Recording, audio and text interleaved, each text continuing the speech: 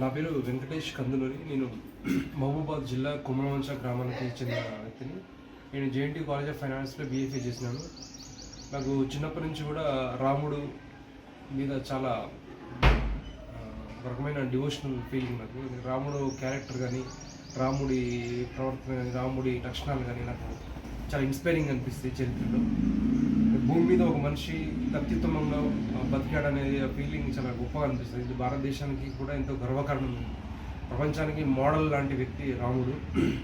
అలాంటి వ్యక్తి పెయింటింగ్ వేయడం నాకు చాలా కోరిక ఉండేది. అలా నేను ఒక 1 year బ్యాక్ ఒక పెయింటింగ్ స్టార్ట్ చేసినాను. నేను కంప్లీట్గా ఒక రామాయణం మొత్తం కూడా ఒక పెయింటింగ్లో మెన్షన్ చేయాలనే ఒక కాన్సెప్ట్ తోటి రామాయణంలో మలుపు తిప్పిన అన్ని పాత్రల్ని దాంట్లో చూపిస్తూ రకరకాలుగా దాన్ని డిజైన్ చేస్తూ కంపోజ్ చేస్తూ ఒక పెద్ద 6 feet by 6 feet ఒక పెద్ద పెయింటింగ్ వేసాను. ఆ పెయింటింగ్ని చాలా గ్యాలరీస్లో ఉంచాను.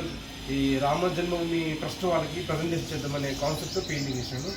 ఈ రామాలయం నిర్మాణానికి కావాల్సిన నిధుల సేకరణలో భాగంగా ఈ పెయింటింగ్ వేసి వాళ్ళకు ప్రజెంటేషన్ చేసి దాంతో వచ్చిన మొత్తాన్ని మన రామ మందిర నిర్మాణానికి ఉపయోగించిన కోరికతోటి ఈ పెయింటింగ్ పూర్తి చేయడం జరిగింది.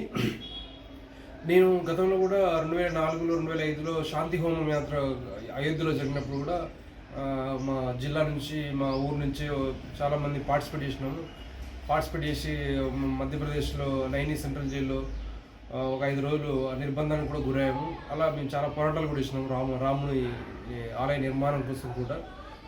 బేసిక్గా రాముడు అనేది భారతదేశానికి అంటే అది దేవాలయం కదా, అది ఒక మోడల్. ప్రపంచానికి ఒక మనిషి, ఒక దైవత్వంతో కూడిన ఒక వ్యక్తి భూమి మీద నడయాడిండు అని చెప్పడానికి బెస్ట్ ఎగ్జాంపుల్ మన రాముడు. ప్రపంచంలో మీరు ఏ గ్రంథాల్లో తీసుకున్నా కూడా రాముడు లాంటి క్యారెక్టర్ మనకు ఎక్కడా కనిపించదు. ఇంత వరల్డ్ హిస్టరీలో కానీ, వరల్డ్ ఫిలాసఫీలో కానీ ఎక్కడ కూడా రాముడు లాంటి అత్యద్భుతమైన వ్యక్తి కానీ, అత్యద్భుతమైన మనిషి కానీ మనకు భూమి మీద కనిపించడు. అలాంటి వ్యక్తి మన భారతదేశంలో పుట్టి మన గడ్డ మీద నడయాడినంటే మనందరికీ ఎంతో గర్వం. మనం చూసి పెయింటింగ్లో మనం రామాయణాన్ని మలుపు తిప్పిన ప్రాథమిక క్యారెక్టర్స్ మొత్తం దీంట్లో మెన్షన్ చేయడం జరిగింది. ప్రథమంగా రాముడు అనేవాడు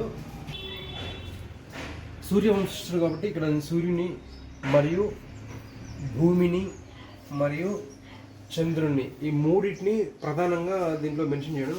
నేచర్కి రామాయణానికి నేను కొంచెం లింక్ చేయడం జరిగింది. అసలు బేసిక్ కాన్సెప్ట్ ఏంటంటే మనం భూమి మీద కృతజ్ఞతతో ఉంటే ఆటోమేటిక్గా నేచర్ నుంచి మనకు ఆశీర్వాదం లభిస్తుంది. ఈ పెయింటింగ్ ప్రధాన ఉద్దేశం. కృతజ్ఞతకు ఐడల్గా హనుమంతుడిని తీసుకున్నాను, ఆశీర్వాదానికి ఐడల్గా రాముని తీసుకున్నాను. అలా ఇలా మీరు చూస్తే మెయిన్ పాత్రలు విష్ణుమూర్తి అవతారం కాబట్టి ఇక్కడ విష్ణుమూర్తి వేయడం జరిగింది. విష్ణువు, ఈశ్వరుడు, బ్రహ్మ ముగ్గురిని మెన్షన్ చేయడం జరిగింది, త్రిమూర్తులని. ఇక్కడ సూర్యవంశస్థుడు కాబట్టి ఇక్కడ సూర్యుడు 7 గుర్రాలతోటి సూర్యుడు వేయడం జరిగింది. ఇతడు విష్ణువు శేషపాన్పు, ఇది పాము.